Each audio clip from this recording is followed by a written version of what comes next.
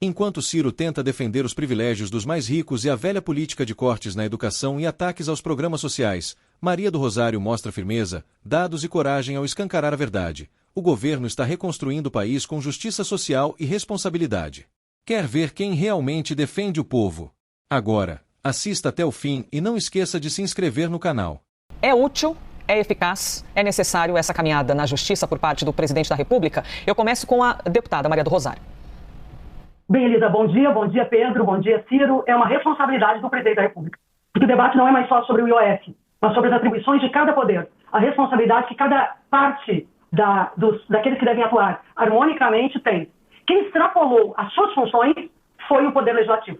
O Poder Legislativo não tem o poder de revogar um decreto presidencial quando esse decreto presidencial está dentro da Constituição, dentro das normas legais e dentro dos objetivos da República. Portanto, o presidente cumpriu estritamente o que poderia fazer, visando o bem comum, a estabilidade econômica, o atendimento das necessidades da população, porque há algo sobre o presidente Lula e sobre o ministro Fernando Haddad que precisa ser dito.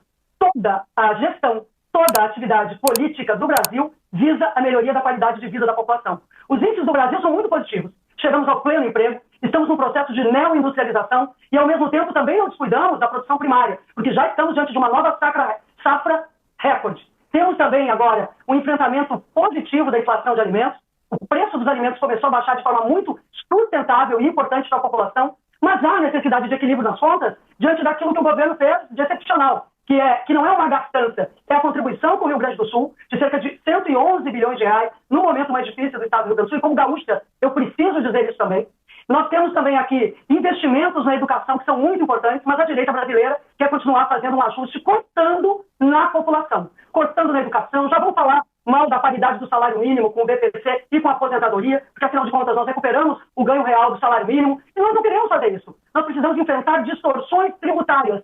Chega do Brasil os mais pobres pagarem a conta dos mais ricos. Não se trata de aumento de impostos. Se trata aqui de quem não paga, começar a pagar. E o presidente tem que zelar pelo que é o objetivo e as tarefas e as prerrogativas que ele tem. Como congressista, eu acredito que ele cumpre o seu papel e o Congresso exorbitou e foi autoritário diante das atribuições do governo que não estão sendo permitidas de serem exercidas pelo Poder Legislativo em direção ao Poder Executivo. Ouvimos a deputada federal Maria do Rosário, vamos agora ouvir o senador Ciro Nogueira. Senador, correta a postura do presidente da República de balizar, de apoiar a ação no Supremo contra a derrubada do decreto?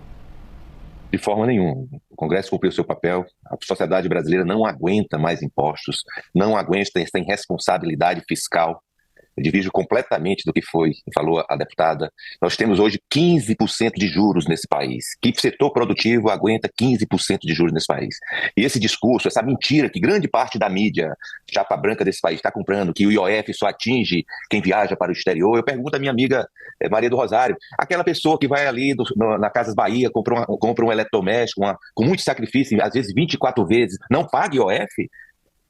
Isso é uma mentira, uma falácia que nós temos nesse país. E IOF é um imposto regulatório, não é para se usar para arrecadar como o governo quer. E o governo confessou isso, porque disse que tem um déficit gigante das suas contas públicas, fruto da sua irresponsabilidade fiscal. O que estão fazendo com as nossas estatais, que no nosso governo davam um lucro recorde, e vocês, por colocarem sindicalistas, pessoas incompetentes, estão assaltando as nossas estatais, dando um rombo gigantesco. E aí, toda hora, se vai aos cofres do contribuinte, ao bolso do contribuinte. Você imagina, a cada 36 dias, aumentar imposto no país, como esse governo colocou em prática? Isso é uma irresponsabilidade, isso não tem programação. É um governo que não tem programação, um ministro fraco, que não teve autoridade para colocar em prática o que ele queria, que era cortar as despesas públicas, porque tem um partido que faz muitas vezes mais a oposição à responsabilidade fiscal que às vezes o ministro quer colocar em prática, do que até a própria oposição. É isso que acontece. Nós temos hoje, no país, apenas um chefe de Estado, que é o Lula, mas ele não é chefe de governo.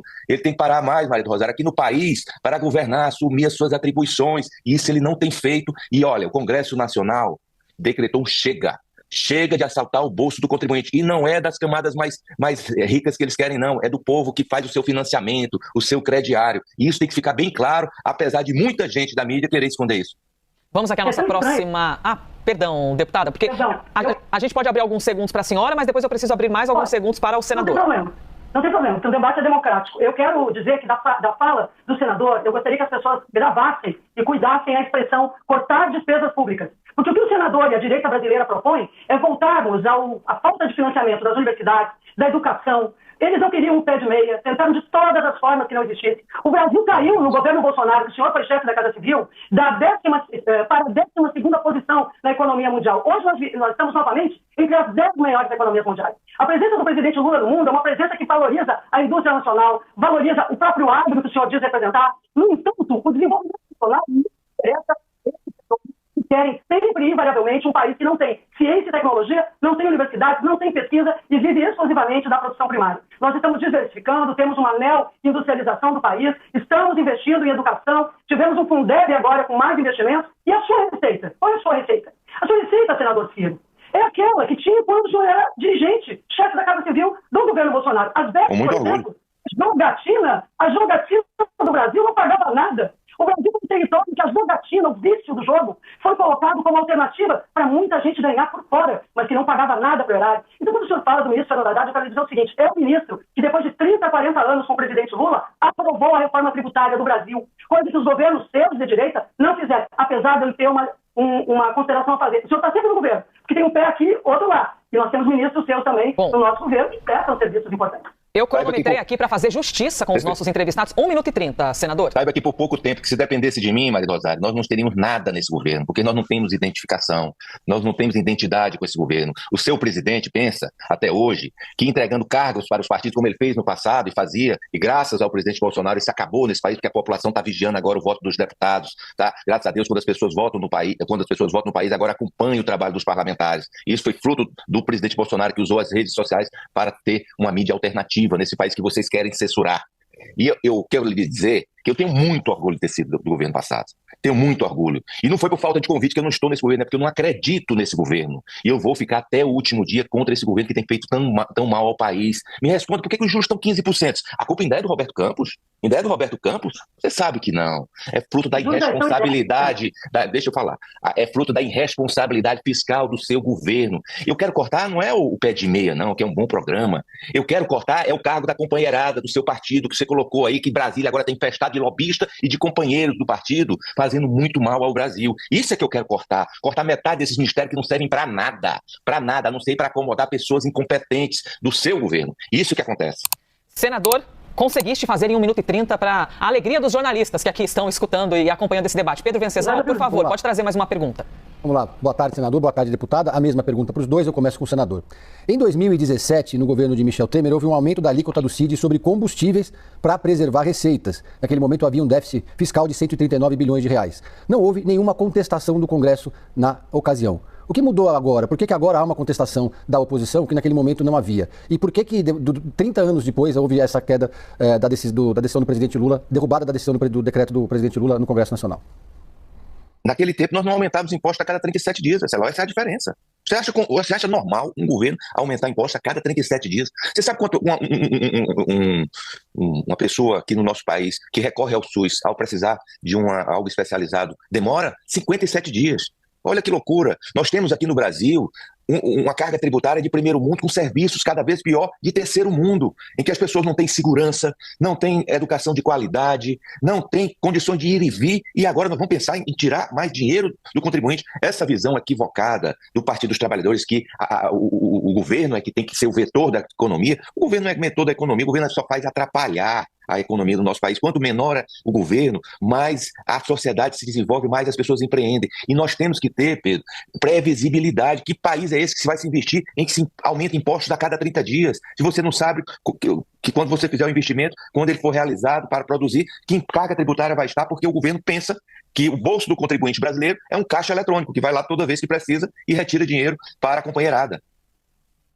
Não é verdade que... Muito obrigada. Não é verdade essa argumentação de que há esse aumento a cada 30 dias, essa repetição, de fato, já foi apontada em alguns momentos da história como uma forma de tentar passar como verdade o que é mentira. O que é verdade é que no Brasil a gente não aguenta mais imposto isento para quem é muito rico. E aqui eu incluo, inclusive, aqueles que são apoiados pelo senador Ciro Nogueira e pelo seu campo político. 800 bilhões de reais ano em isenção, que eu chamo de privilégios, para alguns que não têm riqueza devida ao país.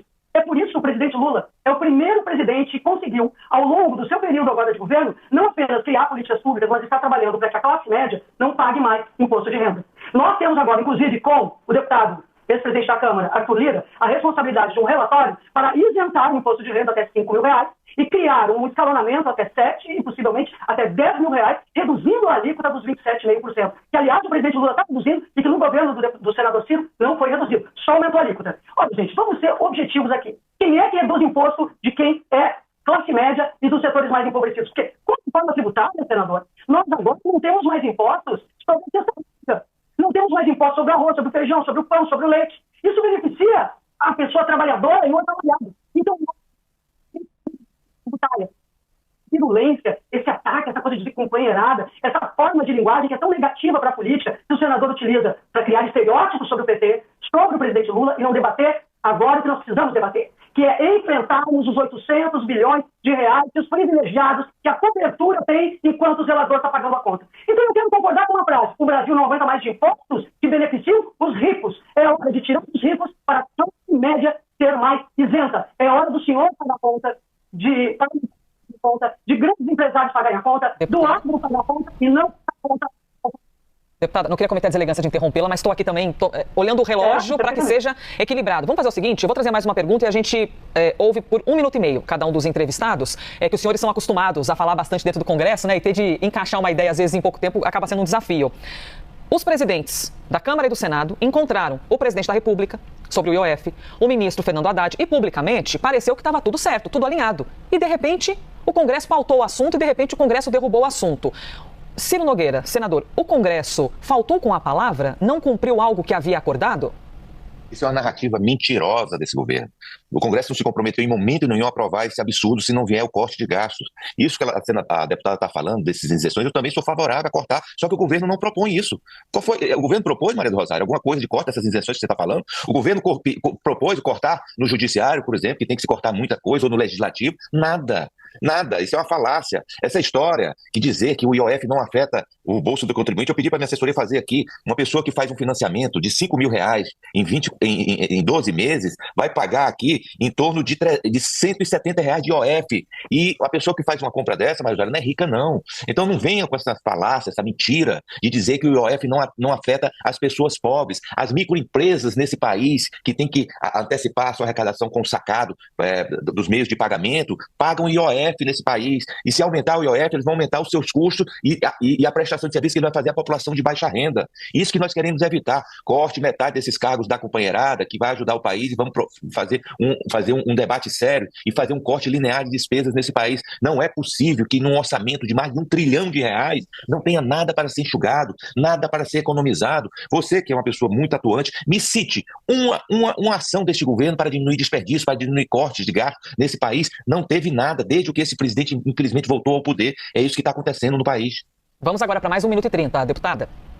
Não há desperdício, não há gastança. O que há é a volta da responsabilidade com a população. E não é o acaso que nós, senador, agora no Brasil, estamos vivendo a queda da desigualdade entre os que têm mais e os que têm menos. Ainda que sejamos um país muito desigual. Voltamos a investir no Minha Casa Minha Vida, trabalhamos a construção de direitos na educação, voltamos a ter jovens que não estão abandonando as escolas e estamos precisando investir mais em creches deste país. Eu tenho uma receita. A minha receita, se o senhor falou em R$1 trilhão de orçamento, eu quero lhe dizer que nós temos que cortar estes 800 bilhões de privilégios fiscais que foram construídos pela sua vertente, pela sua pressão, da sua linha política, dos setores de extrema-direita que só beneficiam em gerar um rentismo. Os juros altos, herança também que nós pegamos difícil. Vocês, no seu governo, quebraram até os governos estaduais, na medida que também fizeram operações com a gasolina, com o preço da gasolina que não tinha um lastro, e determinaram questões relacionadas aos precatórios, que também criaram, aí sim a gastança. Gastança foi o último ano do governo Bolsonaro, com a tentativa desesperada de se eleger, e hoje, aqueles que tentaram dar um golpe no presidente Lula, que ameaçaram a vida dele e do vice Geraldo Alckmin, estão tentando, através do Congresso, criar uma outra forma de golpe, que é impedir que ele governe. Presidente, quando busca o Poder Judiciário, o STF nesse momento, não sobre o IOF. O que é isso, senador? Nós poderíamos entrar num acordo, 12 bilhões,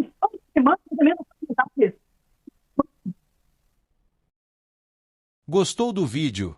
Então não sai sem ajudar o canal a crescer. Curta o vídeo para que mais pessoas recebam esse conteúdo.